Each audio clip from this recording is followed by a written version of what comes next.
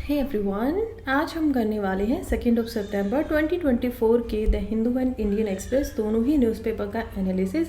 हाँ, जानती हूँ आज की वीडियो थोड़ी लेट हो गई है, शुरुआत में ही माफ़ी मांगना चाहूँगी। देखिए, बहुत सारे रीजन हैं, टेक्निकल कारण काफ़ी सारे थे। जैसे परसों ही मैंने एक वीडियो अपलोड की थी, उसमें पूरा साउंड था, लेकिन जैसे यूट्यूब के ऊपर वो जा रही थी उसमें से साउंड आना बंद हो जा रहा था। मैंने यूट्यूब को ईमेल भी लिखी, लेकिन उसके ऊपर कोई भी जो सेटिस्फैक्ट्री रिस्पॉन्स था वो नहीं आ पाया और नहीं समझ पाई कि मैं प्रॉब्लम थी क्या। लेकिन अभी जब मैं आप लोगों के लिए आज लेट होकर आई हूँ, तो आज का कारण द हिंदू न्यूज़पेपर की वजह से भी हो गया, क्योंकि इन्होंने डिजिटल जो फॉर्मेट छापते हैं वो आज सुबह 7:30 बजे तक दिया ही नहीं, वरना तो ये 12 PM के बाद में मिल ही जाता है। वो भी नहीं हो पाया, पढ़ने में लेट हो गई और काफ़ी शेड्यूल थे, तो वो सब कुछ पोस्टपोन होते होते अब जो ये वीडियो है काफ़ी लेट हो गई है और मैं जानती हूँ इस बात को। लेकिन आशा करती हूँ कि आपको ये जो मेरा एफर्ट है वो पसंद आएगा, अच्छा लगेगा, पढ़ पाएंगे और कल से सुबह टाइम पे अगेन 5 से लेकर 6 बजे के बीच में वीडियो आपको फिर से मिलनी शुरू हो जाएगी। शुरुआत करते हैं आज के दिन के साथ में। हिस्ट्री में आज के दिन की महत्वता क्या है, तो देखिए, आज ही के दिन में 2 सितंबर 1946 को भारत में पहली बार कांग्रेस के द्वारा एक इंटरिम गवर्नमेंट बनाई जाती है। अब इंटरिम गवर्नमेंट क्या है ये आप लोगों को समझ में आ ही गया होगा, क्योंकि बांग्लादेश वाला केस जो है वो याद करिए, मैंने आप लोगों को बहुत ही अच्छे से डिटेल में समझाया है। बांग्लादेश का मुद्दा क्या था, हमने देखा था कि मोहम्मद यूनिस जो है बांग्लादेश के, जब यहाँ पर शेख हसीना को हटाया जाता है या उनको वहाँ से छोड़कर भागना पड़ता है, तो वो स्टूडेंट जो हेड थे और पॉलिटिकल जो अदर लीडर भी थे उनकी डिमांड को मानते हुए मोहम्मद यूनिस को एज अ इंटरिम गवर्नमेंट का हेड बना देते हैं। वहाँ से हमें समझ में आया कि इंटरिम गवर्नमेंट जब बनती है तो इसमें कोई भी इलेक्शन तो नहीं होते हैं। इलेक्शन नहीं होते हैं तो यानी कि ये कुछ समय के लिए ही होगी, क्योंकि संविधान तो बोलता है कि इलेक्शन करवाना पड़ेगा। संविधान क्योंकि 1946 तक बना ही नहीं था, तो हम देखते हैं कि इलेक्शन भी नहीं हुए, प्रोग्रेस भी नहीं थी, प्रक्रिया भी नहीं थी, कुछ नहीं थे। हम देख पाते हैं कि पहले इलेक्शन हमारे 1951 में होते हैं। तो इसी वजह से यहाँ पर इंटरिम गवर्नमेंट पहली बार बनाई जाती है। मुस्लिम लीग इसमें कोई भी पार्टिसिपेशन नहीं लेती है, कांग्रेस के मेंबर ही केवल और केवल इसमें पार्टिसिपेट करते हैं। मॉडर्न हिस्ट्री में यूपीएससी के लिए इंपॉर्टेंट पार्ट है, तो इस तरीके से बहुत सारे जो दिन होते हैं उनकी इंपॉर्टेंस देखते हुए हम आगे बढ़ते हैं। आज एक और खुशखबरी का दिन है। आज भारत के टोटल 7 मेडल पैरा ओलंपिक 2024 में आ चुकी हैं। हम देखते हैं कि चौथा मेडल जो था वो लेकर आती है रूबीना, और ये शूटिंग के अंदर 10 मीटर एयर पिस्टल जो है उसमें ब्रॉन्ज मेडल लेकर आते हैं। सेम इसी फील्ड के अंदर हमने देखा था कि मनु भाकर 2024 के पेरिस ओलंपिक के अंदर भी ब्रॉन्ज मेडल लेकर आई थी, और रूबीना ने भी यहाँ पर 25 साल की उम्र में ऐसा ही जो ये मेडल है वो अपने नाम कर लिया है। बात करें निशात कुमार की, तो ये हाई जंपर हैं और इन्होंने भारत को सिल्वर मेडल से यहाँ पर सम्मान अर्जित करवा दिया है। तो इनका सिल्वर मेडल हम देख पाएंगे। टोटल अभी तक 7 मेडल जो है वो भारत के नाम हो चुके हैं। भारत टॉप 20 कंट्रीज़ में फिलहाल चल रहे हैं पैरा ओलंपिक के अंदर अगर हम बात करें, और ओलंपिक से बहुत ज़्यादा अच्छा परफॉर्मेंस हमें पैरा ओलंपिक में देखने को मिल रहा है। बधाई हो हमारे इन दोनों देश के गर्व के बच्चों को। अब हम आगे बढ़ते हैं और देख पाते हैं कि न्यूज़पेपर जब मैं आप लोगों को रोज पढ़ाती हूँ तो इसको अलग अलग भागों में बांट के पढ़ाती हूँ। इंट्रो है, मुझे पता है आप लोग कुछ ऐसे लोग हैं जो हमेशा रोज मेरे साथ जुड़े ही हैं, उनको पता ही है, तो वो इस भाग को स्किप कर सकते हैं। रही बात उन लोगों की जो आज पहली बार देख रहे हैं, तो देखिए, हम शुरुआत करते हैं इस न्यूज़पेपर की इंपॉर्टेंट आर्टिकल के साथ। उसके बाद मैं आप लोगों को एक प्रीलिम प्रैक्टिस क्वेश्चन करवाती हूँ, क्योंकि मैं ऑलरेडी आप लोगों को इससे रिलेटेड न्यूज़ पढ़ा चुकी होती हूँ, तो डेली आपकी प्रैक्टिस होती जाती है और आपको समझ में आता है कि सवाल एक्चुअली में प्रीलिम्स के अंदर पूछे किस तरीके के जाएंगे। उसके बाद हम मेन से रेलिवेंट सारी की सारी खबरें एक एक करके पढ़ते हैं, और फिर प्रीलिम से रेलिवेंट न्यूज़ को यहाँ पर करते हुए मैपिंग हम करते हुए किसी एक कंट्री की, क्योंकि मैपिंग से भी प्रीलिम्स में सवाल पूछे जाते हैं, और फिर हम वोकैबुलरी के साथ में ये जो वीडियो है इसका अंत करते हैं। इस तरीके से करंट अफेयर्स में से जो भी यहाँ पर यूपीएससी में पूछा जा सकता है, अप्रोक्सीमेटली हर चीज़ कवर हो जाती है डेली बेसिस पे। चलिए शुरुआत करते हैं। प्रैक्टिस क्वेश्चन से पढ़ते हैं। तो प्रैक्टिस क्वेश्चन यहाँ पर पूछ रहा है बोंडा ट्राइब के बारे में।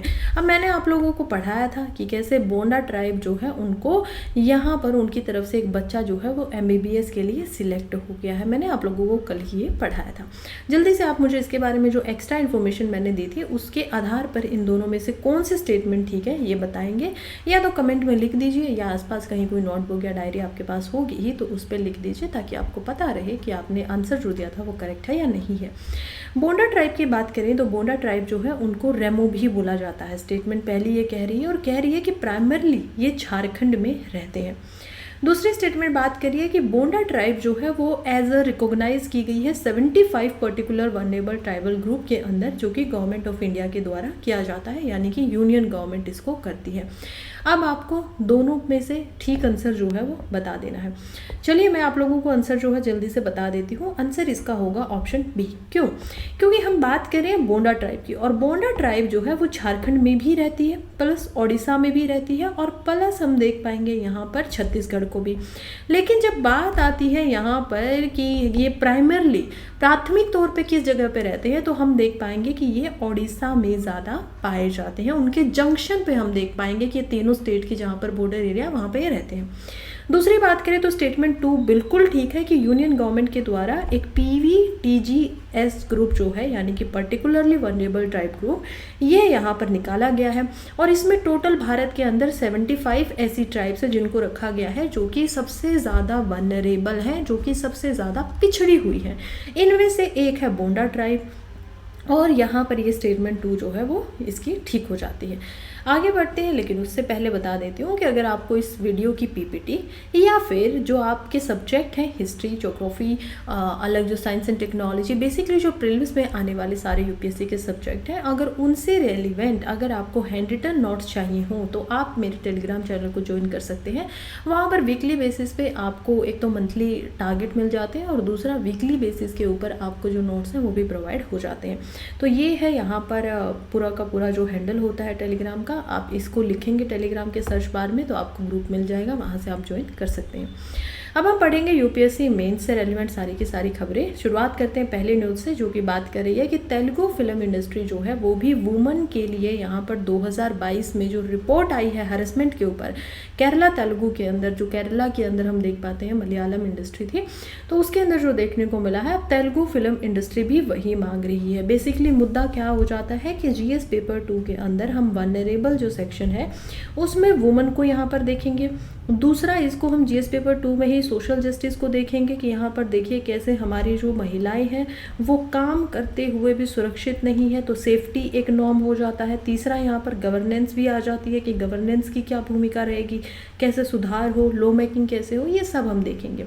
यहाँ पर बात की जा रही है कि कैसे यहाँ पर जो डायरेक्टर है नंदिनी रेड्डी और एक्टर झांसी, ये दोनों ही सामने आई है और बात कर रही है कि एक जो रिपोर्ट थी 2022 के अंदर, वो तेलुगु यहाँ पर जो इंडस्ट्री थी उनके द्वारा भी एडमिट की गई थी। और तेलुगु इंडस्ट्री में एक संस्था बनाई गई थी जिसको बोला जा रहा था WCC, यानी कि वुमेन इन सिनेमा कलेक्टिव, और इन्होंने यहाँ पर जो शिकायत लगाई थी और एक ग्रुप बनाया था, सपोर्ट ग्रुप जो था द वॉइस ऑफ वुमेन, उनमें सभी जो महिलाएं थी, और जैसे हिमा कमेटी जो कि केरला की तरफ से निकल कर आई है, वैसा ही इन्होंने कमेटी बनवाने पर यहाँ पर गवर्नमेंट को मजबूर किया, बताया कि किस प्रकार से हम सब के साथ में सेक्सुअल ऑफर मांगे जाते हैं, सेक्सुअल हैरेसमेंट की जाती है, यानी कि यौन प्रतिजन जो है वो यहाँ पर किया जाता है। और ये बात इनको बिल्कुल भी अच्छी नहीं लगेगी, किसी को भी ये बात पसंद नहीं आएगी। सरकार ने भी इसके ऊपर कमेटी बिठाई तो उसकी रिपोर्ट भी आएगी। रिपोर्ट जो है वो भी यहाँ पर सामने आती है, लेकिन उसको पब्लिक के सामने नहीं रखा जाता। और इन्होंने आवाज़ उठाकर यही बात की है कि जैसे हिमा कमेटी को यहाँ पर हाई लेवल कमेटी बनाने के पश्चात भी, और सुप्रीम कोर्ट के द्वारा ये बोला गया कि, और हाई कोर्ट ने पहले बोला था केरला हाई कोर्ट के द्वारा कि की जो भी फाइंडिंग्स है उनको आप पहले मेरे पास रखेंगी।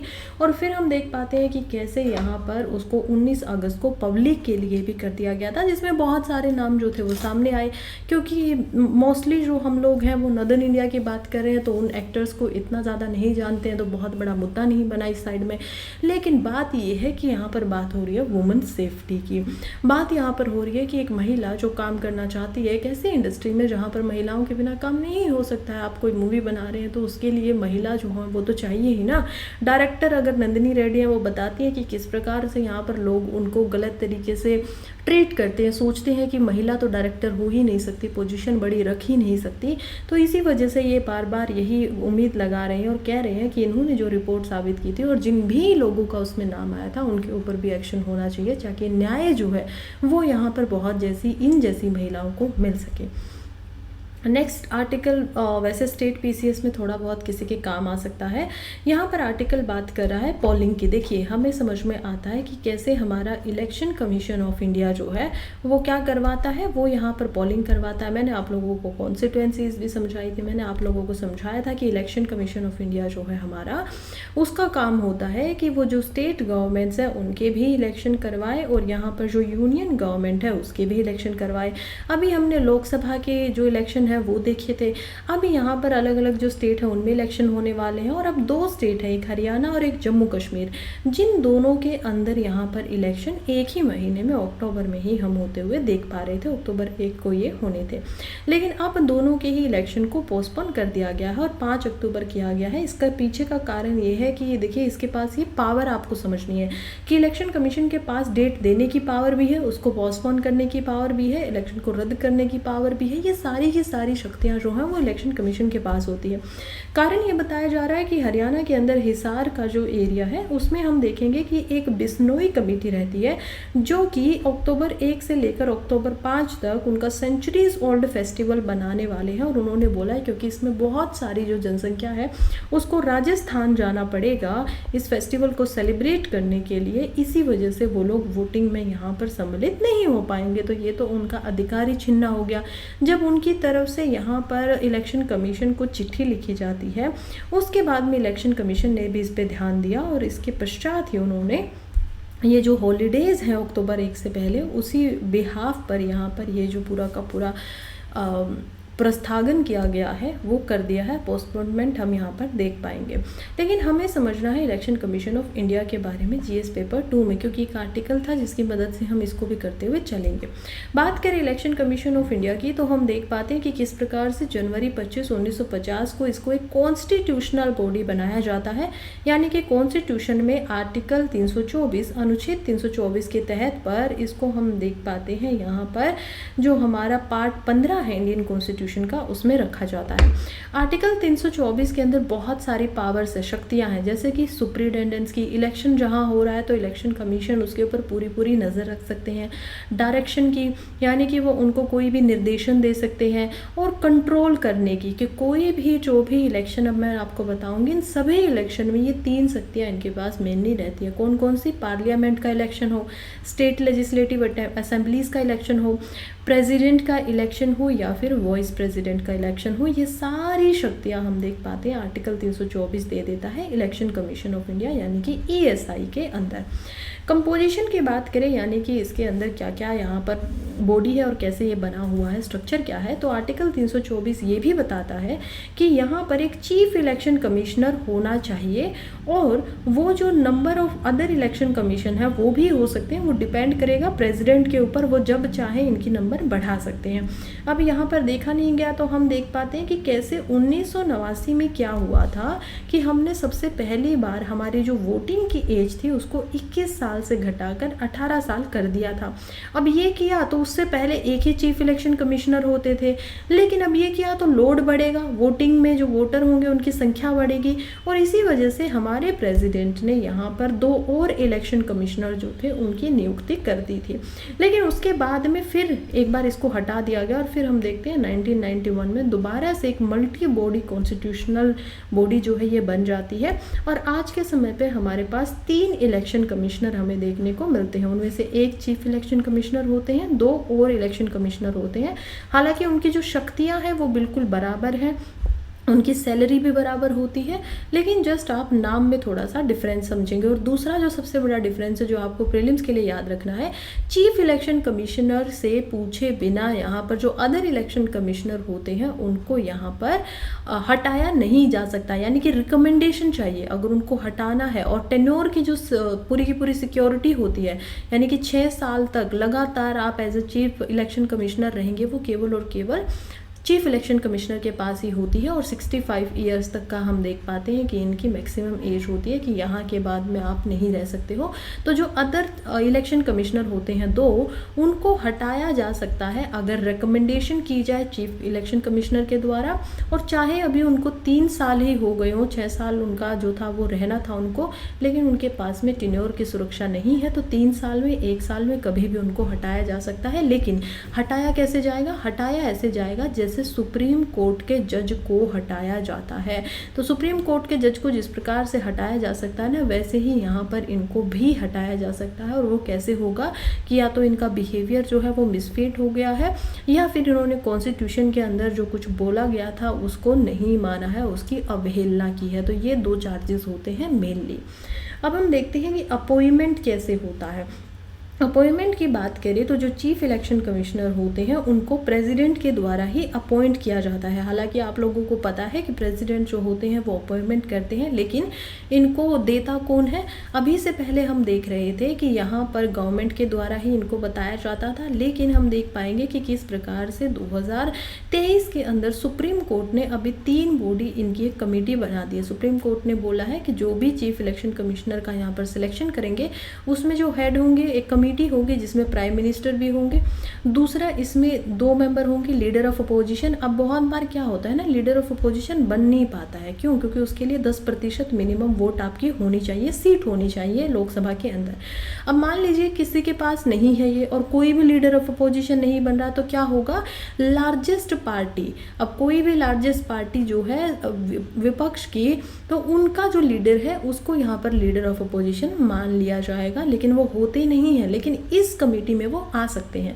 तीसरा, यहाँ पर हम देखते हैं chief justice of India CJI, ये तीनों मिलेंगे कमेटी के तहत पर और फिर किसी इलेक्शन कमिश्नर का जो चयन है वो कर पाएंगे। अब सुप्रीम कोर्ट की माने तो सुप्रीम कोर्ट ने ये भी बोला है कि ये तब तक है जब तक पार्लियामेंट इसी के अंतर्गत कोई कानून ना बना दे, तब तक इसी के अनुसार जो चयन है वो होगा। तो कानून भी बनाएंगे तो उनको ऐसी ही कमेटी बनानी पड़ेगी और फिर उसको पास यहाँ पर करना पड़ेगा। अब हम देख पाते हैं आगे कि इनकी जो एज होती है, टेन्योर हमें पता है 6 साल का होता है और एज जो होती है वो मैक्सिमम 65 ईयर्स तक हो सकती है। इसके अलावा और स्ट्रक्चर देखें तो हमें समझ में आ गया है कि यहाँ पर रिमूवल जो है वो मैं ऑलरेडी बता चुकी हूँ कि इम्पीचमेंट किया जाता है और अदर जो इलेक्शन कमिश्नर होते हैं उनको CEC के रिकमेंडेशन के द्वारा ही हटाया जाता है। अब इसी की तरह हमारे हर स्टेट में एक हम देख पाते हैं कि कैसे 1991 के अंदर स्टेट इलेक्शन कमीशन जो है वो भी बन चुका है। हर एक स्टेट UT में हम देख पाते हैं। टोटल हमें पता है कि पूरे इंडिया के अंदर यहाँ पर 32 की मात्रा में ये है। अब स्टेट इलेक्शन कमीशन की जब बात कर रहे हैं तो इनका क्या काम है, क्योंकि हरियाणा के, जम्मू कश्मीर के, इन सभी राज्यों के इलेक्शन तो इलेक्शन कमीशन ऑफ इंडिया करवा रहा है। इनका काम होता है 1991 में अमेंडमेंट हुआ था, जो कि 71st एंड 73rd अमेंडमेंट जब हम देख पाते हैं तो वो किस लिए किया गया था? ये अमेंडमेंट किए गए थे, संशोधन किए गए थे संविधान में, ताकि पंचायत को एंड जो म्यूनसिपैलिटीज़ हैं उनको यहाँ पर लेकर आया जा सके। और ये जब आती है यानी कि अनबन लोकल बॉडीज़ जो है इनको लेकर आया जाता है, तो इनके इलेक्शन भी कौन करवाएगा? यहाँ पर स्टेट इलेक्शन कमीशन ही करवाएगा। तो ये है मूलतः इनका डिफरेंस। स्टेट के नाम से ये मत सोचिएगा कि इनका जो इलेक्शन है वो कौन करवाता है, वो यहाँ पर स्टेट के इलेक्शन भी स्टेट इलेक्शन कमीशन करवाता है। नहीं, ये बिल्कुल भी उचित नहीं होगा। नेक्स्ट आर्टिकल को देखते हैं, जो कि अगेन हमारे लिए GS पेपर 3 में इम्पोर्टेंट हो जाता है। GS पेपर 3 में ये 2 जगह है इम्पोर्टेंट है। चलिए समझते हैं कैसे। पहला तो इम्पोर्टेंट हो जाता है एनवायरनमेंट के अंदर और दूसरा हो जाता है डेवलपमेंट के अंदर। एनवायरनमेंट के अंदर देखें तो फिर से 2 तरीके से एनवायरनमेंट में भी इम्पोर्टेंट हो जाता है। पहला हो जाता है पॉल्यूशन के अंदर कि यहाँ पर प्रदूषण बहुत है, और दूसरा देखेंगे तो बायोफ्यूल, अगेन वो भी पॉल्यूशन में ही मान्यता होता है कि उसकी वजह से पॉल्यूशन हो गया है। चलिए अब हम समझते हैं कि ये आर्टिकल समझ में आ गया है कहाँ पे इम्पोर्टेंट है, लेकिन आर्टिकल क्या है और क्या बात कर रहा है। सेंटर ने यहाँ पर 2G इथेनॉल जो है उसकी प्रोडक्शन को बढ़ाने के लिए, बूस्ट करने के लिए, ताकि फैसिलिटीज़ बन पाए, मैन्युफैक्चरिंग फैसिलिटीज़ को बनाने की बात की है। अब यहाँ पर ये कैसे किया जा रहा है? ये किया जा रहा है बायो E3 पॉलिसी के अंदर में। बायो E3 पॉलिसी जो है वो मैंने आप लोगों को पढ़ा दी थी कि इसमें इंफ्रास्ट्रक्चर के ऊपर जो ध्यान है वो ज़्यादा दिया जाएगा, सस्टेनेबल डेवलपमेंट के ऊपर ध्यान दिया जाएगा। ये पॉलिसी है जिसमें बायोटेक्नोलॉजी सेंट्रिक मैन्युफैक्चरिंग जो इंडिया है उसको बढ़ाया जाएगा, और इसको कौन लेकर आया है? Department of biotechnology. इन्होंने अभी एक इंजाइम मैन्युफैक्चरिंग फैसिलिटीज़ बनाने की कोशिश की है प्रोडक्शन करने के लिए। और कहाँ कहाँ पर लगेगी? ये प्लांट लगेंगे बेसिकली। प्लांट क्या होता है? प्रोडक्शन जो प्लांट होते हैं उनको याद करिए। और ये प्लांट अभी तक पानीपत के अंदर हम हरियाणा में पहले देख पाते थे। पानीपत का जो प्लांट है उसमें क्या होता है कि आप क्या करेंगे, शुगर की मदद से, मेज की मदद से, गन्ने की मदद से, मक्के की मदद से, ये जो सारी फसलें हैं इन सभी की मदद से यहाँ पर एथेनॉल बना रहे हो। लेकिन जो वो एथेनॉल है, क्योंकि इसमें फसलें बहुत ज़्यादा लग रही हैं, तो हम देखेंगे कि वो अच्छी क्वालिटी का तो बन रहा है, लेकिन उसमें जो एग्रीकल्चर है उस पर थोड़ा सा खतरा आ रहा है। अब हम क्या करें? अब हमने एक टारगेट लिया हुआ है, इंडिया की माने तो इंडिया ने टारगेट लिया है कि कैसे हम 2025 तक हमारा जो प्रदूषण है उसको घटाने के लिए और जो रेट है पेट्रोल वगैरह के उसको भी थोड़ा कम करने के लिए क्या करेंगे कि पेट्रोल के अंदर 20% एथेनॉल को यहाँ पर मिलाएंगे। अब एथेनॉल हमें समझ में आ गया कि बनता किससे है? बायोफ्यूल से बनता है। तो ये बायोफ्यूल है, बायोफ्यूल है, तो इसका फ़ायदा क्या होगा कि एनवायरनमेंट के ऊपर इसका प्रभाव बहुत ही कम पड़ेगा। एनवायरनमेंट के ऊपर प्रभाव बहुत कम पड़ेगा तो इससे फ़ायदा पूरी की पूरी मानवता को होगा। अब इसी का एक और अच्छा और बेहतर उपाय लेकर आ गए हैं। आप लोगों को पता है कि कैसे दिल्ली के अंदर जो एक लैंडलॉक स्टेट है, यहाँ पर सर्दियों में प्रदूषण का लेवल बहुत ही ज़्यादा हो जाता है। हवाएं काफ़ी कम चलती हैं, वेस्टर्न डिस्टर्बेंस अगर नहीं हो पाती है, जेट स्ट्रीम ऊपर से रहती है, तो हम देख पाते हैं कि कैसे जो हवाएं हैं वो ऊपर जाती ही नहीं है, हमेशा हाई प्रेशर नीचे बना रहता है। तो इन सारी कंडीशंस की वजह से जो प्रदूषण आता है वो प्रदूषण ऊपर ही बना रहता है, बल्कि ज़्यादा होने लग जाता है। अब सर्दियाँ आने वाली हैं, सर्दियाँ आने वाली हैं तो हम देख पाएंगे यहाँ पर जो वीट जैसी या जो दूसरी फसलें हैं जो कि सर्दियों में बोनी होती हैं उससे पहले गर्मियों की फसलों को भी काटा जाता है। शुगर कैन हो गया, या फिर हम देख पाएंगे यहाँ पर जो मेज़ है, ये मक्का है, ये सारी फसलें भी हटानी पड़ती हैं। जब ये सारी फसलें काटनी पड़ती है, बाजरा वगैरह, तो इनकी क्या बचेगी? पैडी की हम देखेंगे यहाँ पर रेजिड्यूअल बच जाता है। जब इनका रेजिड्यू बच जाता है तो उसका क्या होगा? उसको फार्मर्स को, क्योंकि नई जो अपनी यहाँ पर फसल होती है उसको लगाना होता है, इस वजह से फार्मर्स उसको यूजुअली जला देते हैं। पंजाब हरियाणा दोनों क्षेत्रों में आप ये ज़्यादा मात्रा में देख पाएंगे। और क्योंकि हवाएं वेस्टर्न से चल रही होती हैं, हम क्षेत्र में ही यहाँ पर देख पाएंगे, तो क्या होता है कि ये जो प्रदूषण है वहाँ का यहाँ पर दिल्ली जैसे क्षेत्रों में आ जाता है। अब जब ये प्रदूषण यहाँ पर आता है तो गवर्नमेंट को अलग अलग काम करने पड़ते हैं, क्रिटिसिज्म मिलता है, हमारी जो कैपिटल है इंडिया की वो इतनी ज़्यादा पॉल्यूटेड हो जाती है, लोगों पर प्रभाव पड़ता है, तो ओवरऑल यहाँ पर बहुत नेगेटिव प्रभाव देखने को मिलता है। अब इसी के लिए गवर्नमेंट कह रही है कि हम क्या करेंगे, हम अलग अलग क्षेत्रों में प्लांट लगाएंगे। जैसे कि ये कह रहे हैं कि सबसे पहला जो प्लांट होगा वो लगाया जाएगा मानेसर हरियाणा के अंदर। उसके बाद हम देखेंगे मथुरा में जो कि उत्तर प्रदेश में है, फिर यहाँ पर भटिंडा पंजाब की बात की जा रही है। और ये जो प्लांट लगेंगे ना, ये बायो E3 के अंदर ही लगाए जाएंगे, जिसका मतलब है biotechnology for economy, environment and employment. तो ये तीन चीज़ें हैं, इकोनॉमी भी यहाँ पर आ जाती है, एनवायरनमेंट भी यहाँ पर आ जाता है, और हम तीसरा देख पाएंगे यहाँ पर एम्प्लॉयमेंट को, यानी कि इसकी वजह से एम्प्लॉयमेंट भी हो, रोज़गार भी आ पाए। तो ये रोज़गार कैसे आएगा? प्लांट आएगा, प्लांट में कुछ लोगों को काम भी करना पड़ेगा, एम्प्लॉयमेंट हो गया। इकोनॉमी कैसे आएगी? इसकी वजह से 20%, क्योंकि ये पेट्रोल में लगेगा तो इकोनॉमी में पैसा भी बचेगा। और एनवायरनमेंट कैसे आएगा कि ये जो बचा हुआ यहाँ पर रेजिड्यू है ना, इसको जब ये किसानों से खरीद लिया जाएगा तो खरीदने पे किसानों को फ़ायदा मिलेगा। और दूसरी बात है कि इस रेजिड्यू से 2G एथेनॉल बनाना पड़ेगा। 2G का क्या मतलब है? सेकंड जनरेशन, क्योंकि यहाँ पर आप बचे हुए, यानी कि इसकी क्वालिटी जो होगी वो उतनी बेहतर नहीं होगी जितनी यहाँ पर फर्स्ट जनरेशन के प्लांट में बनता है, जो डायरेक्टली गन्ने के जो यहाँ पर रेजिड्यू नहीं होता है, या फिर जो अलग अलग मक्का है, इन सब्जियों से और फलों से बनाया जाता है। नोट सब्जी और फलों, मैं गलत बोल गई, फसलों से जो बनाया जाता है वो क्या होता है? वो उत्तम क्वालिटी का, वो बेस्ट क्वालिटी का है। लेकिन यहाँ पर बनाया जा रहा है 2G सेकेंड जनरेशन का, लेकिन इंडिया की डिमांड भी बहुत ही ज़्यादा है और हम लोग कोशिश कर रहे हैं कि इसको हम एक दिन 30% कैपेसिटी के ऊपर लेकर जाएंगे। लेकिन इसको बनाने के लिए अगर राइस की स्ट्रॉ भी चाहिए, ये रेजिड्यूज जो है राइस का जो आप बचा हुआ देख पाते हैं, वो भी यहाँ पर 1.5 लाख से 2 लाख टन का चाहिएगा हर साल का, जो कि सोइंग यहाँ पर सितंबर से अक्टूबर के पीरियड में जिसको एंड में किया जाता है। तो क्रिटिकल इंग्रेडिएंट्स हमें दिखाई दे रहा है। इसकी वजह से ये माना जा रहा है कि अब जो ये पहला स्टेप है इसके अंदर जब हम बनाएंगे तो लगभग हम यहाँ पर पानीपत जैसे कि 20 लाख लीटर का जो एथेनॉल है उसकी प्रोडक्शन कर सकता है। लेकिन और जितना हमें मात्रा में चाहिए 1.5 से 2 लाख टन हमें चाहिए होगा साल का, उतना नहीं कर पाता है। तो उसके लिए मैक्सिमम हम इस काम पे लगे हुए हैं। इससे तीनों चीज़ों पर जो हमारी बायो E3 पॉलिसी है उसको भी सुधार मिलेगा। और मेरी तरफ से मुझे लगता है कि ये गवर्नेंस का भी एक बेहतरीन एग्जाम्पल यहाँ पर हमें देखने को मिल रहा है, जिससे दो जो प्रॉब्लम है, काफ़ी एनवायरनमेंट की प्रॉब्लम थी, किसानों की प्रॉब्लम थी कि उनको एक समय पे फसलें उगानी पड़ती थी, तो इसी वजह से जलाना है वो उनकी भी ख़त्म हो गई, उनको भी पैसे मिलेंगे, एम्प्लॉयमेंट भी जनरेट हो गया, एनवायरनमेंट भी बचा रहेगा। तो ओवरऑल ये एक बेहतरीन काम जो है वो सरकार के द्वारा इस समय पे किया जा रहा है और इसको और ज़्यादा बढ़ावा देना चाहिए। नेक्स्ट आर्टिकल की तरफ बढ़ेंगे जो कि बात कर रहा है, ये थोड़ा सा ना अलग सा आर्टिकल है, लेकिन मैं चाहूँगी कि क्योंकि आप लोग यूपीएससी की तैयारी कर रहे हैं, यूपीएससी कोई छोटा एग्ज़ाम नहीं है, यूपीएससी केवल आप लोगों से फैक्ट नहीं जानना चाहता, केवल तथ्य नहीं जानना चाहता, बल्कि यूपीएससी आपसे विजडम चाहता है, यूपीएससी आपसे केवल नॉलेज भी नहीं चाहता है। अब नॉलेज क्या होती है? ज्ञान।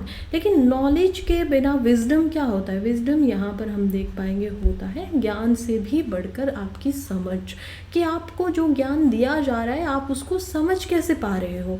अब यही से रिलेटेड ये आर्टिकल है, आपका एसए प्लस इथिक्स प्लस आपके सारे जितने भी मेंस के पेपर हैं उन सभी में ये ज़्यादा काम आएगा अगर आप एक अच्छी समझ को डेवलप कर पाएंगे। तो आर्टिकल बात कर रहा है कि किस प्रकार से यहाँ पर एक रिसर्च की गई। रिसर्च ये की गई कि यहाँ पर एक प्रोजेक्ट था जिसके अंदर बच्चों को, अब ये प्रोजेक्ट किस में हो रहा था, बच्चे इतने छोटे नहीं थे, 152 लोगों को यहाँ पर लिया गया था और ये सभी के सभी कॉलेज स्टूडेंट्स थे।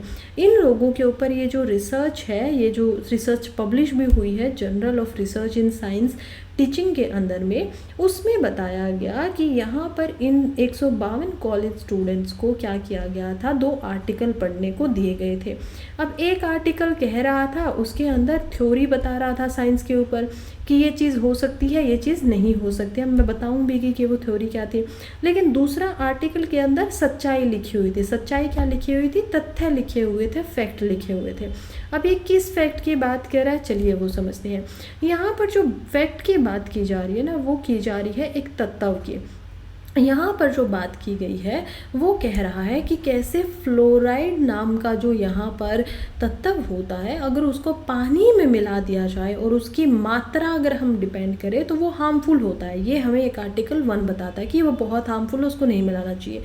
आर्टिकल 2 कह रहा है कि ये हार्मफुल नहीं होता है और आप इसको ट्रेडिशनल तरीके से जितना ये आता है उसको मिला सकते हो पानी के अंदर, तो कोई इससे प्रभाव नहीं पड़ेगा। अब ये आर्टिकल ठीक है कि ये हार्मफुल नहीं है पानी के अंदर, लेकिन जो कह रहा है डायरेक्टली कि ये हार्मफुल है उस पे ज़्यादा लोगों ने भरोसा किया एज़ कम्पेयर टू फैक्ट के ऊपर, तथ्यों के ऊपर। यानी कि जो आज तक हमारा एक मानने का तरीका होता था कि परंपरागत तरीके से, ट्रेडिशनल तरीके से अगर आपको फैक्ट दिए जा रहे हैं तो वही सच्चाई है, लेकिन उसकी वजह से मिस इन्फॉर्मेशन एंड मिसकंसेप्शन ये दोनों ही ज़्यादा बन रहे हैं। अगर तथ्यों के पीछे जो पढ़ाने का एक तरीका होता है जो हम देख पाते हैं यहाँ पर, अगर उसको ठीक तरीके से यहाँ पर प्रेजेंट ना किया जाए तो एक यही कारण है जिसमें स्टडी से हम निकाल सकते हैं कि केवल तथ्य जो है वो भी कई बार मिस इन्फॉर्मेशन उनसे भी हो सकती है, क्योंकि ये चीज़ डिपेंड करती है सामने वाला किस प्रकार से उसको ले रहा है, सामने वाला किस प्रकार से उसको समझने की कोशिश यहाँ पर कर रहा है। नेक्स्ट आर्टिकल की तरफ बढ़ेंगे जो कि बात कर रहा है गार्लिक के बारे में, केमिकल ट्रेजरी के बारे में। क्यों जानना ज़रूरी है? क्योंकि हम देख पाते हैं कि जीएस पेपर 3 के अंदर आप लोगों को साइंस एंड टेक्नोलॉजी भी पढ़ना होता है। अब साइंस एंड टेक के अंदर जनरली आप लोगों को जो जर्नल साइंस है वो पढ़नी होती है, खास करके प्रीलिम्स के लिए।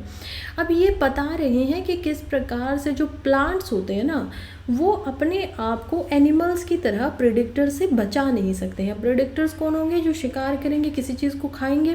प्लांट्स को भी ऐसे खाते हैं, और प्लांट्स तो क्योंकि एक ही जगह पर खड़े हुए हैं, उनके तो पैर नहीं हैं, उनकी जो रूटें हैं, जड़ें हैं, वो लिटरली एक ही स्पॉट के ऊपर हैं। तो इस वजह से उनको एक तो ये डिसएडवांटेज हो जाता है जब उनको अपने आप को सेव करना पड़ता है। तो अपने आप को सेव करने के लिए क्या करते हैं? वो अपने आप को सेव करने के लिए यहाँ पर केमिकल्स को प्रोड्यूस करते हैं बहुत सारा। अब ये जो केमिकल्स हैं, इनको नाम दिया गया है केमिकल आर्मोरी। आर्मर्स आप लोगों को पता है, सेव करने के लिए यहाँ पर जो रखा जाता है, लड़ने के लिए, जो तलवारों से लड़ने के लिए यहाँ पर हाथ में पकड़ने को होता है, उसको आर्मर बोला जाता है। हम देख पाते हैं कि कैसे ये जो प्लांट्स होते हैं ना, जो खास करके ग्राउंड के नीचे हैं, यानी कि जिसमें बहुत सारे फंगस, बैक्टीरिया, ये सब स्नेल्स वगैरह, चूहे वगैरह, ये सब उन पे अटैक कर सकते हैं।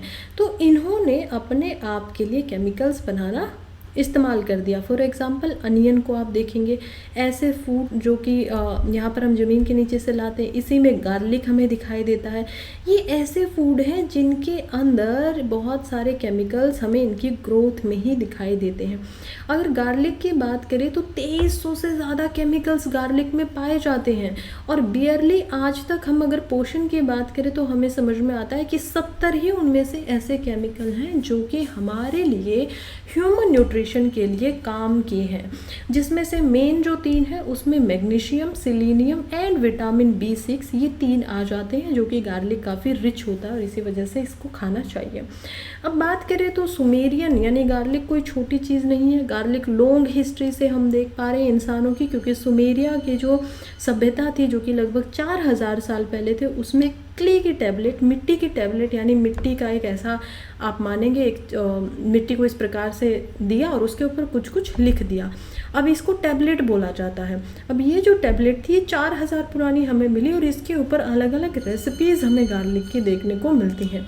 हमारे ट्रेडिशन में भी हम आयुर्वेदा में देख पाते हैं कि किस प्रकार से अगर गरम गार्लिक को, यानी कि गरम जो यहाँ पर लहसुन होता है, उसको दूध में मिलाकर इन्फ्यूज़ करके पिया जाए तो वो काफ़ी बेनिफिशियल हो जाता है रेस्पिरेटरी कंडीशन में। अगर किसी को आस्थमा है, खांसी हो रही है, कॉमन कोल्ड हो गया है, जर्नली यह आपकी बॉडी को काफ़ी स्ट्रेंथ देता है। तो ये सारी चीज़ें हमें समझ में आती है।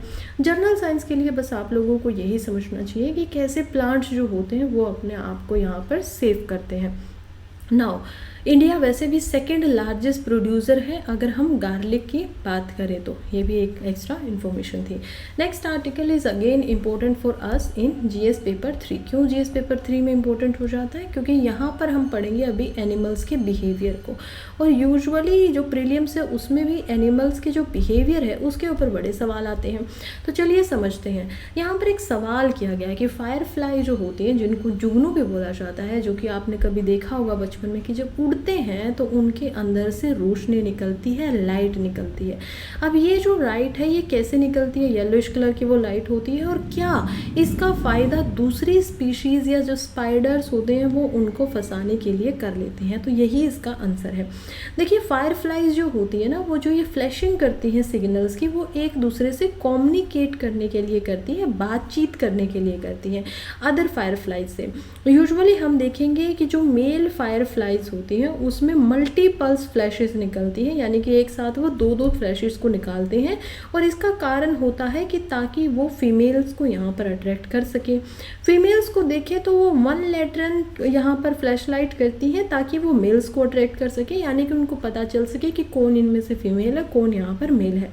अब रिसर्चर्स का ये मानना है कि एक यहाँ पर ऑर्ब वेविंग स्पाइडर होती है जो क्या कर रही है, अपना जाल बना रही है, और उसके अंदर इतनी क्षमता उसने बना ली है समय के साथ साथ में कि वो यहाँ पर अपने अंदर ही फ्लैशिंग कर देती है, जिससे लोग यानी कि जो मेल है वो यहाँ पर मैनिपुलेट हो जाते हैं और वो उन सिग्नलों को सोच कर कि ये स्पाइडर जो है वो यहाँ पर फीमेल फ्लाई होगी, उसको सोचकर उसके जाल में फंस जाते हैं। तो ये हमें एक तरीके से जो फ्लैशेस है वो डिस्ट्रेस सिग्नल की तरह यहाँ पर समझ में आना शुरू हो गया है कि कैसे इन सिग्नल्स का यहाँ पर फ़ायदा उठाया जाता है ऑर्ब वीवर स्पाइडर के द्वारा, जिसका साइंटिफिक नेम हम यहाँ पर देख पाएंगे जो कि है अरेनियस वेट्रिकोयूसस।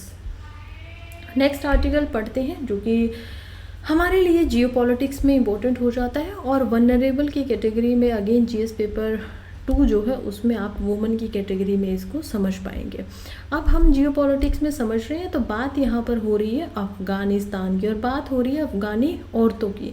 देखिए अफ़गानिस्तान में क्या हुआ ना, तालिबान ने पिछले ही हफ्ते अनाउंसमेंट की है एक नए कानून की, जो कि कहा जाएगा propagation of virtue and prevention of vice.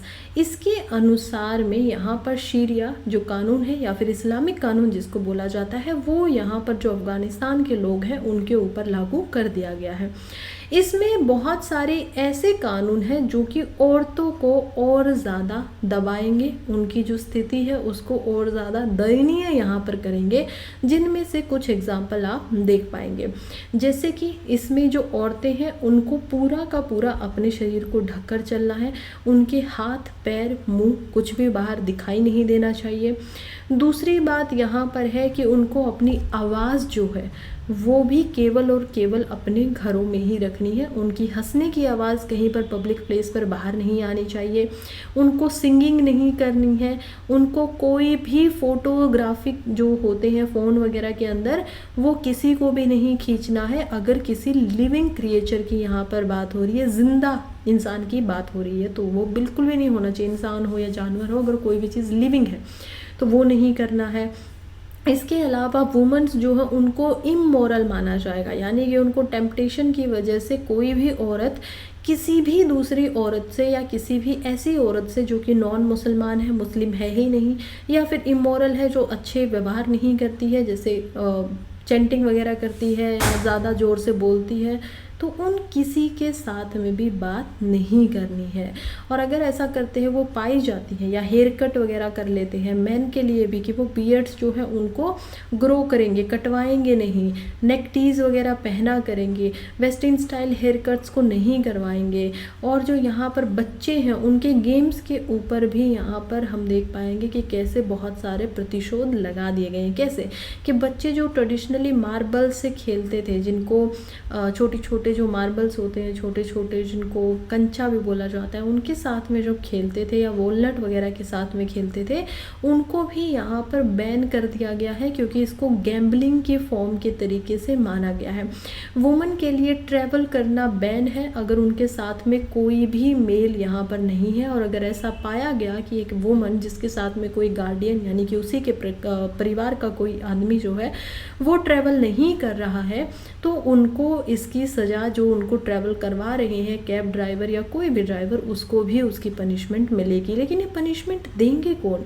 ये पनिशमेंट यहाँ पर दी जा रही है मुहतासिब्स के द्वारा। मुहतासिब्स की बात करें तो मुहतासिब या फिर एक ऐसा नाम है जिसको मॉरल पुलिसिंग भी बोला जा सकता है, कि मॉरल पुलिस यानी कि इनका काम ही ये है कि लोगों के ऊपर जो ये कानून लगाए जा रहे हैं, 114 पेजेस का डॉक्यूमेंट है जिसको ऑफिशियल गैजेट के अंदर में पब्लिश किया गया है, और इसको अगर जो मॉरल यानी कि नैतिक जो लोग हैं वो नहीं मान रहे हैं, पॉपुलेशन नहीं मान रही है, तो उनको 3 दिन तक की जेल या उससे ज़्यादा, अगर उनको लगता है कि उनके ऊपर कोई जुर्माना होना चाहिए, कोई पनिशमेंट होनी चाहिए, तो ये सारी की सारी शक्ति यहाँ पर इनको दी गई है।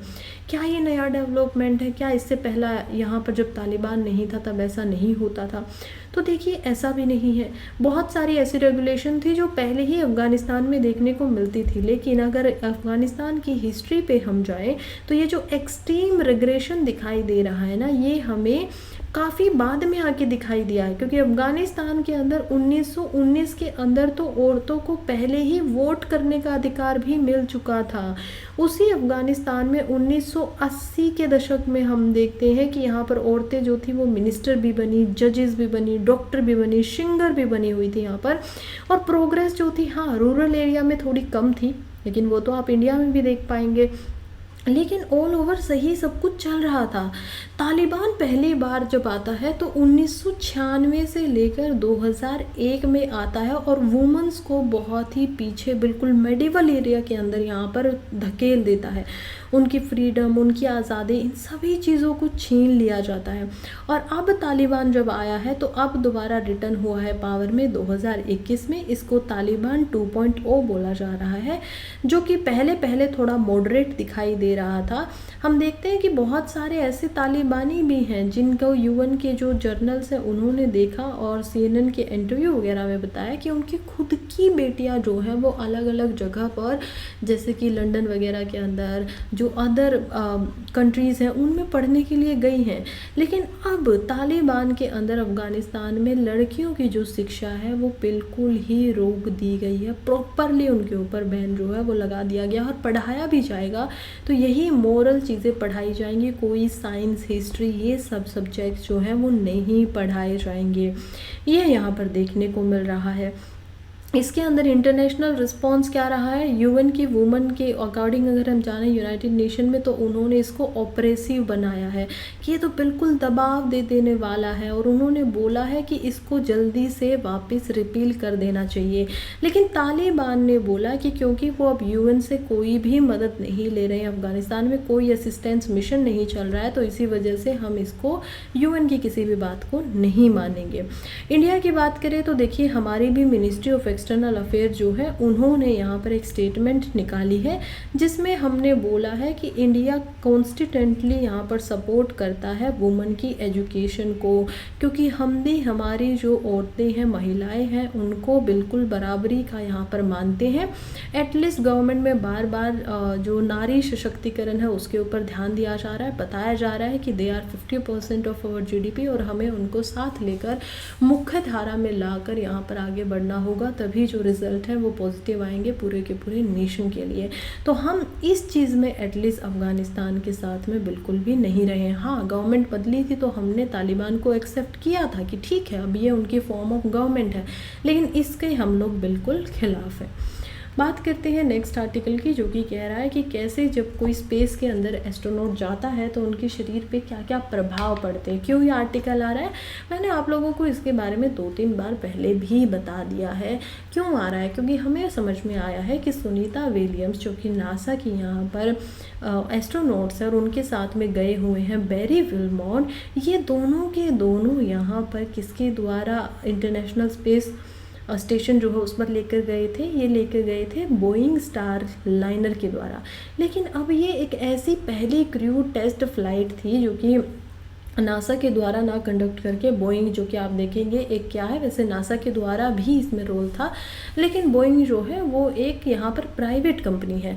और जब नासा ने यहाँ पर उनको बैक लाने से मना कर दिया है कि वो जो ट्रांसपोर्ट है वो इतना सेफ़ नहीं है कि उनको सेफली वापस लेकर आ सके, तो उसको बंद कर दिया गया। और ये जो मिशन है उनको वापस लाने का इंटरनेशनल स्पेस स्टेशन से वो फरवरी 2025 तक पोस्टपोन कर दिया गया कि अब फरवरी 2025 में स्पेस एक्स क्रू कैप्सूल को भेजा जाएगा और उसके अंदर ही उनको वापस लेकर आया जाएगा, जो कि सितंबर 2024 में लॉन्च हुआ था।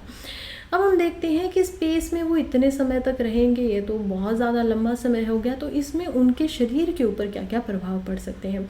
देखिए, स्पेस सबसे पहले तो हम मानते किसे हैं, स्पेस हम मानते हैं सी लेवल से जब 100 किलोमीटर ऊपर आ जाते हैं।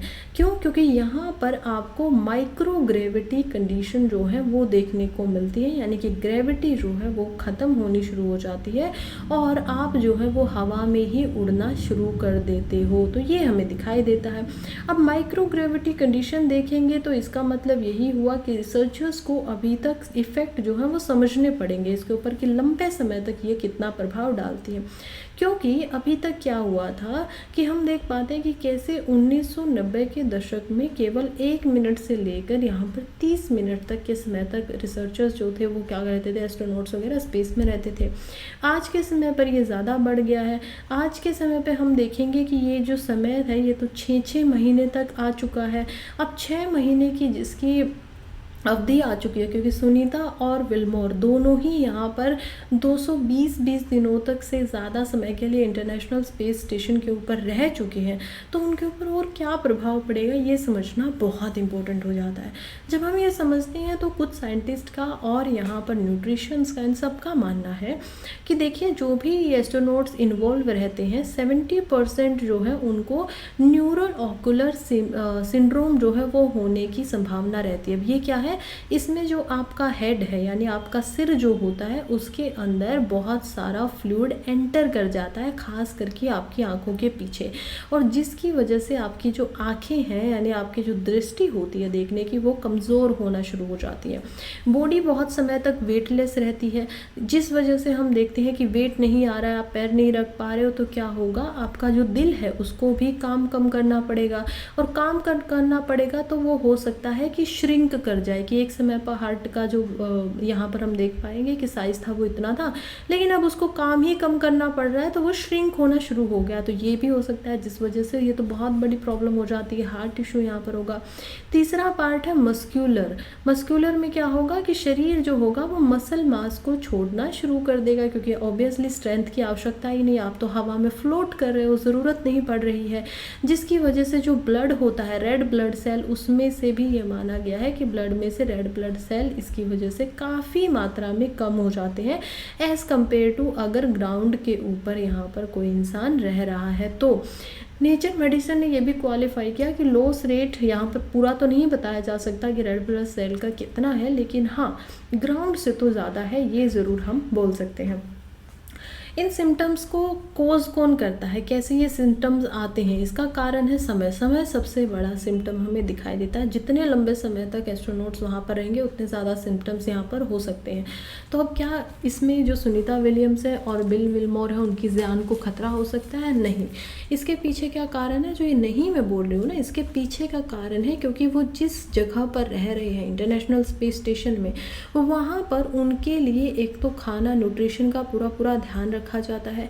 दूसरी बात ये है कि उनके लिए मैंडेटरी शेड्यूल बनाए गए हैं, उनको मिनिमम 2 से 3 घंटे के लिए एक्सरसाइज वहाँ पर करनी ही होती है। वो डेली उनका चेकअप होता है और डेली बेसिस पे उनके साथ में जो भी वहाँ पर रोबोट्स वगैरह हैं वो उनके ऊपर पूरी नज़र रखते हैं। तो ये सारे काम किए जा सकते हैं, हालांकि फिर भी प्रभाव जो है वो पड़ ही सकता है, क्योंकि एक स्पेस ओमिक नाक की जो स्टडी है वो इसके ऊपर की गई थी। इसमें ओमिक क्या है, देखिए 2 ट्विन्स थे, उसमें से नासा ने क्या किया कि एक जो ट्विन था उनको 1 साल के लिए स्पेस में भेज दिया और दूसरे ट्विन को नीचे रखा। अब जब 1 साल बाद वो ट्विन आया था तो हमें समझ में आता है कि हमारे बॉडी के अंदर डीएनए होता है, डीएनए है तो कोई आइडेंटिकल ट्विन यहाँ पर निकल जाता है, तो इसका मतलब क्या मतलब है कि उन दोनों का डीएनए बिल्कुल सेम टू सेम होगा। जब उनका डीएनए सेम टू सेम होगा तो यहाँ पर उनके डीएनए के अंदर जो जीन्स होते हैं, जेनेटिक जो उनका मेकअप है वो भी बिल्कुल सेम टू सेम होगा। लेकिन जब वो धरती से ऊपर गए तो वो तो सेम था, लेकिन जब वो धरती पर वापस आए तो हमें लगभग 8600 जीन ऐसे थे जिनके अंदर डिफरेंट पाया गया, और 30,000 जीन जो है वो हमें ह्यूमन बॉडी के अंदर यानी एक सेल में दिखाई देते हैं। और क्योंकि ये हर एक सेल एक दूसरे सेल का रेप्लिका ही बनाता है, तो हम देख पाते हैं कि टोटल हमारी बॉडी के अंदर 30,000 जीन्स देखने को मिलते हैं। तो ये इतना बड़ा प्रभाव पड़ता है, तो इसी को बोला जाता है स्पेक ओमिक्स की बॉडी के अंदर बिल्कुल जो है वो प्रभाव काफ़ी ज़्यादा पड़ता है। नाउ नेक्स्ट आर्टिकल बात कर रहा है यहाँ पर प्राइवेसी की। क्यों? क्योंकि आप लोगों को पता ही है कि बड़ी अफवाहें चल रही थी, या अफवाह भी कह सकते हैं या वैसे भी बोल सकते हैं कि टेलीग्राम जो है वो इंडिया से बैन हो सकता है। बहुत सारे लोगों ने, आप में से बहुत सारे अगर आप ग्रुप में होंगे तो बोला होगा आप लोगों को कि कैसे व्हाट्सएप पे आ जाइए या कहीं और जो प्लेटफॉर्म उस पर चले जाइए, लेकिन उसके पीछे के कारण क्या थे। हालांकि मैंने ऐसा कुछ नहीं बोला क्योंकि मुझे यकीन था कि शायद ऐसा नहीं होगा, और वैसा ही हुआ भी। गवर्नमेंट के द्वारा अभी तक ऐसा कुछ नहीं किया गया। क्यों? लेकिन क्या कारण था और क्यों ऐसी अफवाहें फैल रही थी? इसके पीछे का कारण था, हम देख पाते हैं यहाँ पर जो टेलीग्राम के ओनर हैं, जो कि रशिया बोर्न एक टाइकून है, पेवल धुरूव, 39 साल के ये हैं। इनको अरेस्ट कर लिया गया फ्रांस के अंदर, और फ्रांस के अंदर इनको जब अरेस्ट किया गया तो इसी कारण से किया गया कि ये टेलीग्राम जो है, टेलीग्राम में क्योंकि ये गवर्नमेंट को प्राइवेसी बहुत रखते हैं, यानी कि डाटा शेयर नहीं करते हैं, और जब ये डाटा शेयर नहीं कर रहे हैं इसी वजह से लोग क्या है टेलीग्राम के ऊपर आते हैं और ड्रग्स से लेकर बहुत सारे क्राइम्स की जो इन्फॉर्मेशन है वो इसके ऊपर साझा करते हैं। टेलीग्राम की बात करें तो टेलीग्राम सोशल मीडिया का यहाँ पर एक ऐप है जिसमें 950 मिलियन अकाउंट एक्टिव यूज़र हम देख पाते हैं, जो कि एक्स से भी ज़्यादा है, जिसमें टोटल 550 मिलियन उसको हम देख पाते हैं। तो काफ़ी बड़ा ये टेक है। इनको अरेस्ट किया गया इसी कारण से, लेकिन टेलीग्राम जो है उन्होंने ऑफिशियली ये बात बोली कि आप किसी प्लेटफॉर्म का कोई कैसे इस्तेमाल कर रहा है उसका जिम्मेवार यहाँ पर प्लेटफॉर्म के ओनर को कैसे दे सकते हो। ये तो वही हो गया कि किसी ने चाकू बनाया खाना बनाने के लिए, लेकिन दूसरे इंसान ने उसी कंपनी का चाकू खरीदा और उससे किसी को मार दिया। अब किसी को मार दिया तो उस इंसान को ढूंढने की बजाय पुलिस क्या कर रही है, चाकू मेकर की कंपनी जो थी और जिसने वो कंपनी बनाई थी उसके मालिक को पकड़ रही है कि आपकी बनाए गए चाकू से उसको मारा गया। तो ये तो कुछ वैसा सा ही यहाँ पर सिनेरियो हो गया है, जो कि इलॉजिकल जरूर आपको लग रहा होगा फिलहाल सुनने में, क्योंकि ये लॉजिकल है भी। इसके पीछे का कारण क्या है कि ये गवर्नमेंट को जो डाटा है अपने यूज़र्स का वो प्रोवाइड नहीं कर रहे हैं। ऐसा ही रशिया में भी हुआ था। 2018 में रशिया ने टेलीग्राम को बैन कर दिया था। उसके पीछे का कारण ये था कि रशिया इनसे यूक्रेन के जो अकाउंट होल्डर्स हैं उनका क्या मांग रहे थे, उनका डाटा मांग रहे थे जब वॉर चल ही रही थी, लेकिन इन्होंने उनको दिया नहीं। और दोनों ही कंट्री में, रशिया में भी और यूक्रेन में भी, काफ़ी लार्ज नंबर ऑफ जो पीपल हैं वो टेलीग्राम का इस्तेमाल करते हैं। तो खैर ये एक प्राइवेसी के ऊपर कि वो फ्रेंच रेवोल्यूशन जो कि फ्रीडम और प्राइवेसी की बातें ही करता था, उसी फ्रांस, उसी पेरिस के जो यहाँ पर देश है उसके ऊपर एक तरीके से अजीब सा व्यवहार उनकी तरफ से देखने को मिला। हेड की बात करें तो इमैनुअल मैक्रॉन जो उन्होंने एक्स के ऊपर ये भी कहा कि देखिए हमने कोई पॉलिटिकल मूव से इनको यहाँ पर गिरफ्तार नहीं किया गया। तो उन्होंने डिफेंड किया अरेस्ट को भी यहाँ पर। हालांकि इनको बेल जो है वो मिल चुकी है, लेकिन इनको 5 मिलियन यूरो इसके लिए फ्रांस को देने पड़े और अभी ये फ्रांस जो है उसको छोड़ भी नहीं सकते हैं। नेक्स्ट आर्टिकल देखते हैं जो कि बात कर रहा है कि कैसे इंडिया जो है वो ओलंपिक में शाइन क्यों नहीं कर पाया। इसके पीछे बहुत सारे कारण हैं, खास करके इंडियन कोचेज़ को बात की जा रही है कि कैसे वो लोग उतने ज़्यादा यहाँ पर कैपेबल है ही नहीं कि इंडियन ओलंपिक को पूरी ट्रेनिंग दे। दूसरा, इंडिया के अंदर इक्विपमेंट उतने बेहतर नहीं है कि उनको पूरी जो है यहाँ पर परफॉर्मेंस उनकी अच्छी देखने को मिले। हालांकि पैरा ओलंपिक में हमारी जो परफॉर्मेंस है वो बहुत अच्छी रह रही है। हमने 3 ही दिन के अंदर 7 मेडल ले आए और भी मेडल आने की बहुत ही हमारी संभावनाएं हैं। लेकिन नॉर्मल जो हमारे ओलंपिक्स थे उसमें केवल 4 ही मेडल आए, जो कि 2 मेडल तो केवल मनु भाकर ही लेकर आई थी और उसके अलावा 2 मेडल और आए, जो कि चिंता का विषय भी था कि इतनी बुरी परफॉर्मेंस जब हम हमारे पड़ोसी देश चाइना को देखते हैं तो देख पाते हैं कि कैसे वो तो नंबर 2 पे था, यूएस से उससे ऊपर था केवल, और वहाँ पर तो 70 से ज़्यादा जो मेडल्स हैं वो आ चुके थे। तो इंडिया में ऐसी क्या कमी है कि एशिया के 2 देश हैं, बॉर्डर इतना लंबा है, मिल रहे हैं एक दूसरे से, लेकिन फिर भी हम जो है वो मेडल नहीं ला पा रहे। इसके पीछे बहुत सारे कारण हैं। एक कारण जैसे कि इंडियन कोचेज़ का मैं आप लोगों को बता रही हूँ कि कोचेज़ में यहाँ पर पॉलिटिसाइजेशन ज़्यादा कर दिया गया है। फेडरेशंस के जो हेड होते हैं उनको यहाँ पर पॉलिटिक्स से, राजनीति से ज़्यादा फेवर मिल रहा है उनको, या फिर उन्हीं पोस्ट पर रखा जाता है, पावर ज़्यादा है, और इसी वजह से वो लोग जो बेनिफिट है, असली बेनिफिट, वो यहाँ पर प्लेयर्स तक कम पहुँच पाता है, उस हद तक या उस मात्रा तक पहुँच ही नहीं पाता है जिस मात्रा तक पहुँचना चाहिए। जिन कारणों की वजह से हम देख पाते हैं कि इंडिया का जो परफॉर्मेंस है वो बहुत ही ख़राब रहा है। खर्चा बेशक कम किया जा रहा है, उतना ज़्यादा नहीं मिल रहा है, कोशिशें पूरी हैं, खेलो इंडिया जैसे इनिशिएटिव जो है वो चलाए जा रहे हैं, लेकिन स्टिल अभी भी बहुत कुछ जो है वो यहाँ पर किया जा सकता है। अब हम पढ़ेंगे यूपीएससी प्रीलिम्स से रेलिवेंट सारी की सारी खबरें। सबसे पहली खबर जो है वो है स्ट्रेटेजिक पार्टनरशिप की। हमने क्या किया है कि मेमोरेंडम ऑफ अंडरस्टैंडिंग को साइन कर लिया है यहाँ पर मलेशिया के साथ में, ताकि हम लोग जो टूरिज़्म है उसको यहाँ पर बढ़ा सके। और ये हमें समझ में आया कि कैसे मलेशिया में भी अब इंडिया की तरफ से क्या होगा, टूरिस्ट को भेजेंगे, और इंडिया से जो मलेशिया में टूरिस्ट जाएंगे वैसे ही मलेशिया से भी इंडिया में टूरिस्ट आएंगे, जिससे दोनों ही कंट्री का यहाँ पर क्या होगा, फ़ायदा होगा। और ये हमने किया है। दूसरा हम देखेंगे अरावली इंजन को, कि यहाँ पर हिंदुस्तान एरोनॉटिक लिमिटेड जो है उनके द्वारा छोटे जो हेलीकॉप्टर्स हैं उनको बनाने के लिए अरावली इंजन नाम से यहाँ पर क्या दिया गया है, नाम दिया गया है।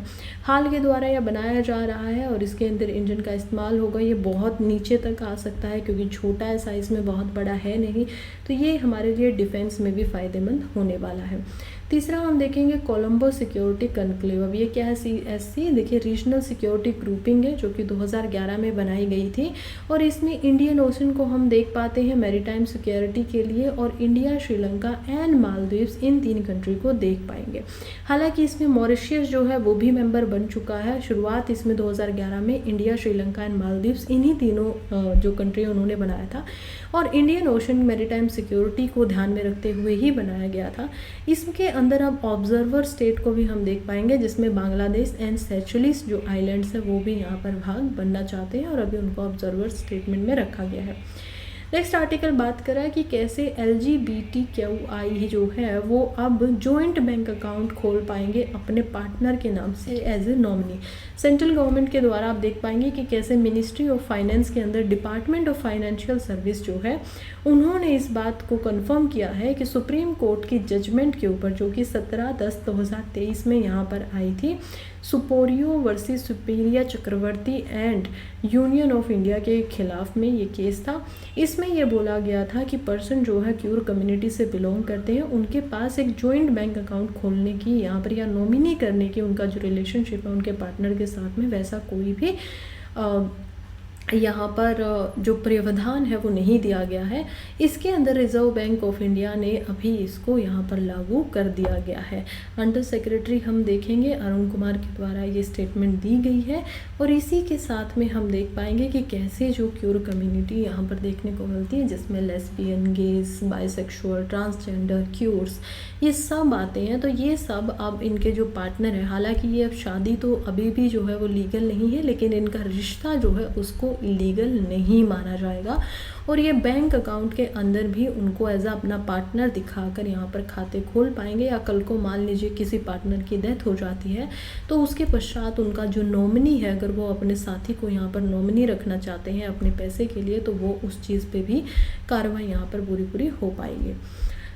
नेक्स्ट हम देखेंगे प्रोजेक्ट नमन को, जो कि इंडियन आर्मी के द्वारा रिसेंटली लॉन्च किया गया है। और नमन की बात करें तो ये डेडिकेटेड सपोर्ट सिस्टम है जो सर्विस के लिए डिफेंस के जो लोग हैं उनके लिए, ताकि उनको पेंशन जिनको मिल रही है, जो वेटरन है यानी कि पहले आर्मी में रह चुके हैं, और उनका परिवार, उन सभी को यहाँ पर क्या मिल सके, सपोर्ट यानी कि सुरक्षा भी मिल सके, सर्विसेज भी मिल सके, सहयोग भी मिल सके। इसी वजह से इसका नाम भी नमन रखा गया है, यानी कि हम लोग आपके और आपके परिवार के पूरे तरीके से यहाँ पर आभारी हैं, क्योंकि आपने अपनी जो सर्विस सेवा है वो आर्मी में दी थी, और अब हम आप लोगों के साथ में हैं।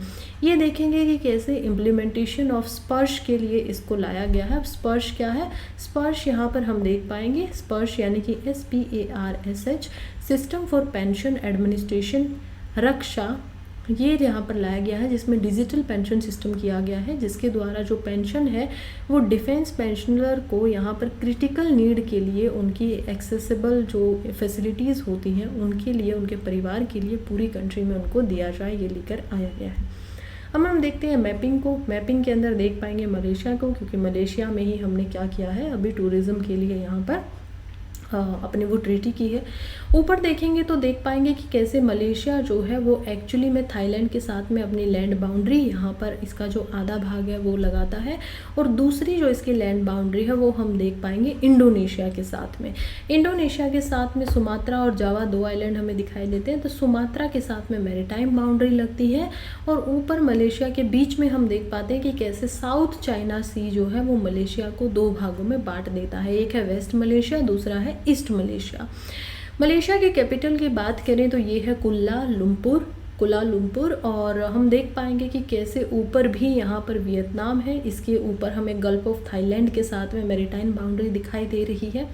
यहाँ पर हम स्पार्टली आइलैंड को देख पाएंगे, इधर पैसिफिक ओशन को देख पाएंगे, ऊपर यहाँ पर फिलीपींस आ जाता है, नीचे इधर बोर्नियो आइलैंड आ जाते हैं, बीच में हमने साउथ चाइना सी को देखा, इधर हम नथुना जो कि एक अगेन आइलैंडों का समूह है उसको देख पाएंगे, तिमोन आइलैंड जो कि काफ़ी नज़दीक है, सिंगापुर जो कि बहुत ही नज़दीक है, मलेशिया के बिल्कुल नीचे यहाँ पर लगा हुआ है।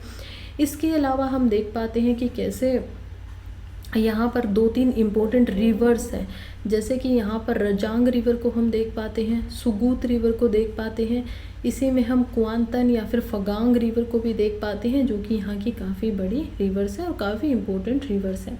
ये थाईलैंड का और जो मलेशिया की बाउंड्री लगी हुई है इसको मलय पेनिनसुला के नाम से भी जाना जाता है, मलेशिया से ही इसको लिया गया है। नाउ अब हम करते हैं वोकेबलरी को, और वोकेबलरी का आज जो शब्द है वो है ऑबलिंच। ऑबलिंच के अंदर क्या मतलब है कि किसी के प्रति हेल्पफुल होना, यानी कि उपकारी होना। जैसे कि ये जो पर्सन है उसको मदद चाहिए थी पहाड़ को चढ़ने में, और ये जो दूसरा इंसान है वो क्या कर रहा है, इसकी मदद कर रहा है। चलिए यहीं पे आज का जो हमारा न्यूज़पेपर है वो हो जाता है ख़त्म। Thank you so much for being here. जो भी अभी तक मेरे साथ जुड़े हुए हैं आप सभी का दिल से धन्यवाद। आशा करती हूँ कि आपको अच्छा लगा होगा वीडियो, और मिलते हैं कल फिर से सुबह सुबह। तब तक आप लोग पढ़ते रहिए, आगे बढ़ते रहिए। All the very best, bye.